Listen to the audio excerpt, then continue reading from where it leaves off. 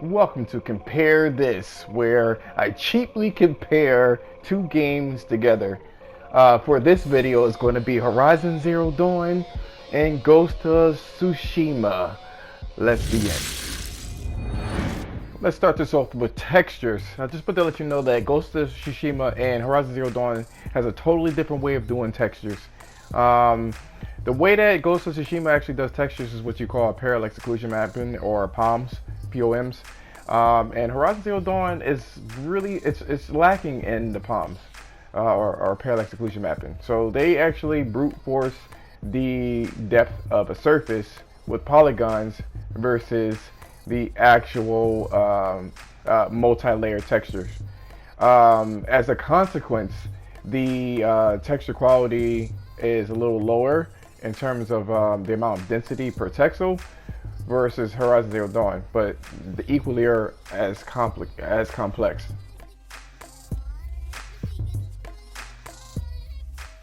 Next, we got draw distance, and let me just say that Ghost of Tsushima actually has a much farther draw distance than Horizon Zero Dawn. It's kind of hard to tell because Horizon Zero Dawn has a level layout that's constructed so you can't see past certain mountains and things of that nature. But I will say that level of detail is by far handled better in Ghost of Tsushima.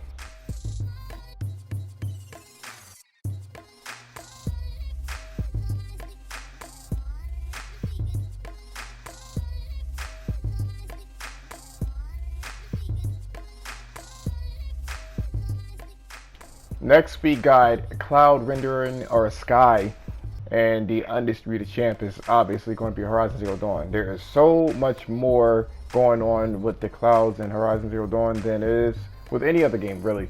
It can produce different types of cloud systems and things of that nature. It has its own subsurface scattering. It kind of gives it that kind of volume look. I know Digital Foundry stated that, oh, well, it doesn't move as fast, but it can move fast. It definitely can. But anyway, let's take a look.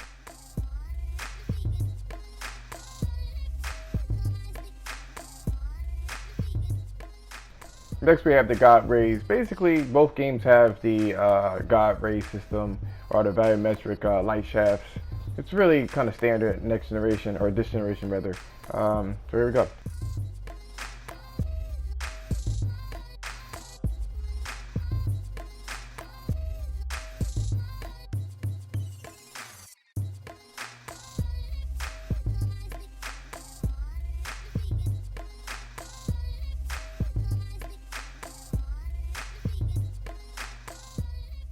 The undisputed champion Foliage is obviously going to be Ghost of Tsushima. I've never seen any kind of foliage density in any other game but this game. And yes, every leaf moves under the feet of any kind of character in Ghost of Tsushima.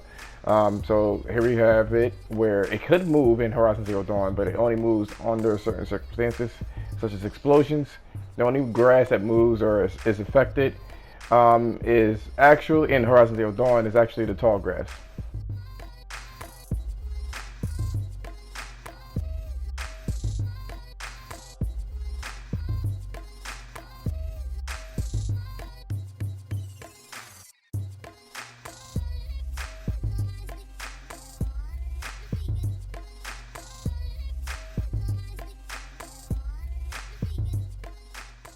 Next, we have the water simulation, both of which does not have the volumetric tessellation of a surface that is basically the water. It doesn't have 3D waves or anything like that.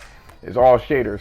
The thing that pisses me off about Ghost of Tsushima is that the ripples or splashes doesn't actually take effect until it's past knee deep. You can get some really beautiful ripples in Ghost of Tsushima that is a little better than Horizon Zero Dawn, but you can only see this if it's past the knees.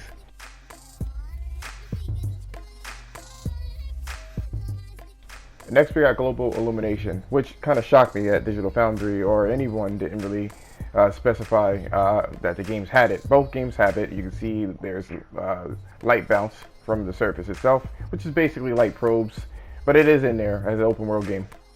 Now we got NPCs, which both games have very, very detailed NPCs.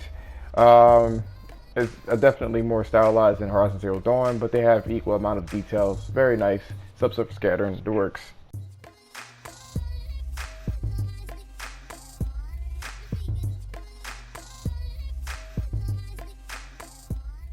Now we have subsurface scattering for the foliage that's in there. Really just a skin, but the foliage is probably the most prominent. There was an outfit that was in Ghost of Tsushima that had the subsurface scattering, the straw little outfit or whatever the case is, and people thought that it wasn't in there. It's definitely in there, and it's in this game in plentiful amounts. So both games have it.